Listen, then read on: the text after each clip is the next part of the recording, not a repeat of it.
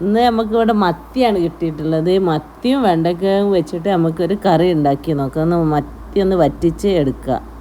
ചെറിയ മത്തിയാണ്, എന്നാലും പ്രശ്നമില്ല, നമുക്കൊന്ന് ഉണ്ടാക്കി നോക്കാം. അതിന് വേണ്ടിയിട്ട് ഞാൻ പച്ച മല്ലി, കുരുമുളക് ഒക്കെ ഒന്ന് വറുത്തെടുക്കണം. നല്ല കരിവേപ്പില പെരുംജീരകം ഇട്ടിട്ട് നല്ലൊന്ന് വറുത്ത് പൊടിച്ച് എടുക്കുക. അതിന് ശേഷം നമുക്ക് ചട്ടി അടുപ്പത്ത് വെച്ച് ഉള്ളി ഇടുക, പൊടിച്ച അരിപ്പിടുക, മഞ്ഞൾപ്പൊടി, ഇഞ്ചി വെളുത്തുള്ളി പേസ്റ്റ്, പുളിവെള്ളം ഒഴിച്ച് അതൊന്ന് നല്ലവണ്ണം തിളപ്പിച്ചെടുക്കുക. തിളച്ച് വരുന്ന സമയത്ത് അല്പം ഉപ്പിട്ട് കൊടുത്ത് നമ്മൾ മുറിച്ച് കഴുകി വെച്ച മീൻ അതിലേക്ക് ഇട്ട് കൊടുക്കുക. മീനൊന്ന് വെന്ത് വരുന്ന സമയത്ത് അതിലേക്ക് നമുക്ക് വെണ്ടയ്ക്ക ഇട്ട് കൊടുത്ത് എല്ലാം ഒന്ന് വേവിച്ചെടുക്കുക. വരുന്ന സമയത്ത് അല്പം മല്ലിയില ഇടുക, കുറച്ച് വെളിച്ചെണ്ണ ഒഴിച്ച് കൊടുക്കുക. ഇപ്പോൾ നമ്മൾ കറിയൊക്കെ ഇവിടെ നല്ലവണ്ണം തിളച്ച് വറ്റി വരുന്നുണ്ട്. നമ്മളെ കറി ഇവിടെ റെഡി ആയിട്ടുണ്ട്.